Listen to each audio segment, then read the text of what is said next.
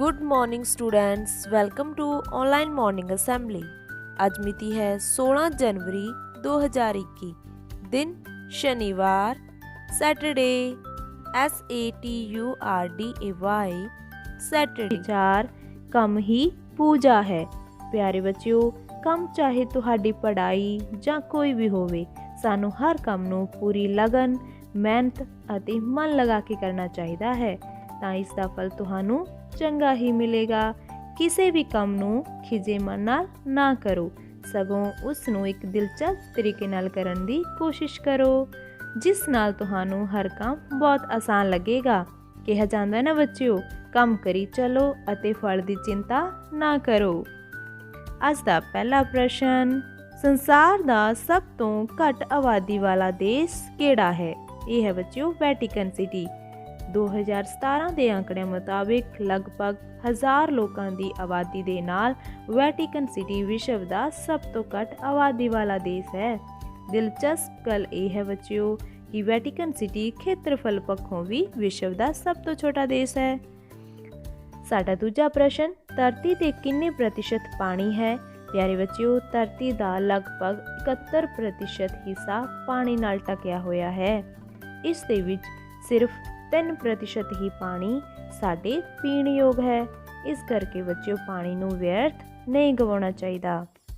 ਸਾਡਾ ਤੀਜਾ ਪ੍ਰਸ਼ਨ, ਭਾਰਤ ਦੇ ਉਪ ਰਾਸ਼ਟਰਪਤੀ ਕੌਣ ਹਨ? ਇਹ ਨੇ ਬੱਚਿਓ ਸ੍ਰੀ ਵੈਂਕਈਆ ਨਾਇਡੂ ਜੀ। ਅੱਜ ਦਾ ਚੌਥਾ ਪ੍ਰਸ਼ਨ, ਰੋਮਨ ਅੰਕ ਪ੍ਰਣਾਲੀ ਵਿੱਚ 480 ਕਿਵੇਂ ਲਿਖਿਆ ਜਾਂਦਾ ਹੈ? 480 ਨੂੰ ਅਸੀਂ ਲਿਖਦੇ ਹਾਂ CDL XXX 480। ਸਾਡਾ ਅਖੀਲਾ ਪ੍ਰਸ਼ਨ, ਪੰਜਾਬੀ ਭਾਸ਼ਾ ਦੀ ਲਿਪੀ ਕਿਹੜੀ ਹੈ? ਪਿਆਰੇ ਬੱਚਿਓ, ਸਾਡੀ ਮਾਂ ਬੋਲੀ ਪੰਜਾਬੀ ਦੀ ਲਿਪੀ ਹੈ ਗੁਰਮੁਖੀ। ਆਓ ਪੁੱਜੀਏ ਸਵੇਰੇ ਡਿੱਠੇ ਮੋਤੀ, ਵੇਖਦਿਆਂ ਹੀ ਖੁਰ ਗਏ ਮੈਂ ਰਹੀ ਖਲੋਤੀ। ਬੁੱਝੋ ਭਲਾ ਕੀ ਹੈ? ਦੱਸੋ ਬੱਚਿਓ। ਹਾਂਜੀ, ਇਹ ਨੇ ਤਰੇਲ ਦੇ ਤੁਬਕੇ। Today's words for practice. Today's all words is indefinite pronouns. ਭਾਵ ਅਨਿਸ਼ਚਿਤ ਸਰਵਨਾਮ। All words starting with some.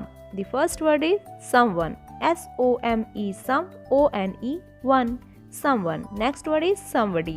SOME some BODY body. Somebody. ਦੋਹਾਂ ਦਾ ਹੀ ਅਰਥ ਹੁੰਦਾ ਹੈ ਬੱਚਿਓ ਕੋਈ।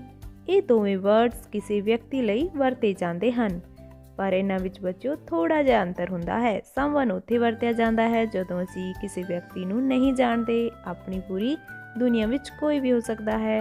someone is knocking on the door. ਕੋਈ ਦਰਵਾਜ਼ਾ ਖੜਕਾ ਰਿਹਾ ਹੈ। ਨੈਕਸਟ somebody ਬੱਚਿਓ ਉੱਥੇ ਵਰਤਿਆ ਜਾਂਦਾ ਹੈ ਜਦੋਂ ਅਸੀਂ ਕਿਸੇ ਵਿਅਕਤੀ ਨੂੰ ਜਾਣਦੇ ਹੋਈਏ। ਇਹ ਵਿਅਕਤੀ ਕੋਈ ਵੀ particular group, class and school ਆਦਿ ਕਿਤੋਂ ਵੀ ਹੋ ਸਕਦਾ ਹੈ। somebody help me. ਕੋਈ ਮੇਰੀ ਮਦਦ ਕਰੋ। Next word is somewhere. SOME some WHERE where. somewhere means ਕਿਤੇ। ਬੱਚਿਓ ਇਹ ਸਾਨੂੰ ਅਨਿਸ਼ਚਿਤ ਪਲੇਸ ਯਾਨੀ ਜਗ੍ਹਾ ਬਾਰੇ ਦੱਸ ਰਿਹਾ ਹੈ। ਐਗਜ਼ਾਮਪਲ ਲੈ ਸਕਦੇ ਹਾਂ, ਲੈਟਸ ਗੋ ਸਮਵੇਅਰ। ਚਲੋ ਕਿਤੇ ਚਲੀਏ।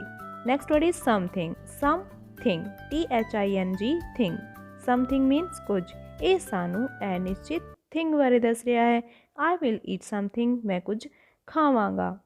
The last word is sometime. SOME some TIME time. sometime means ਕਦੇ ਜਾਂ ਕੁਝ ਸਮੇਂ। ਇਹ ਸਾਨੂੰ ਅਨਿਸ਼ਚਿਤ ਸਮੇਂ ਬਾਰੇ ਦੱਸ ਰਿਹਾ ਹੈ। I want to be alone sometime. ਮੈਂ ਕੁਝ ਸਮੇਂ ਇਕੱਲਾ ਰਹਿਣਾ ਚਾਹੁੰਦਾ ਹਾਂ। ਪਿਆਰੇ ਬੱਚਿਓ, ਅੱਜ ਦੇ ਵਰਡਸ ਨੇ someone, somebody, somewhere, something and last sometime। ਪਿਆਰੇ ਬੱਚਿਓ, ਇਹਨਾਂ ਵਰਡਸ ਨੂੰ ਤੁਸੀਂ ਲਿਖੋ, ਪੜ੍ਹੋ ਅਤੇ ਪ੍ਰੈਕਟਿਸ ਕਰੋ। ਤੇ ਹੁਣ ਤਿਆਰ ਹੋ ਜਾਓ ਸਵੇਰੇ 9 ਵਜੇ DD ਪੰਜਾਬੀ 'ਤੇ ਔਨਲਾਈਨ ਕਲਾਸ ਅਟੈਂਡ ਕਰਨ ਲਈ।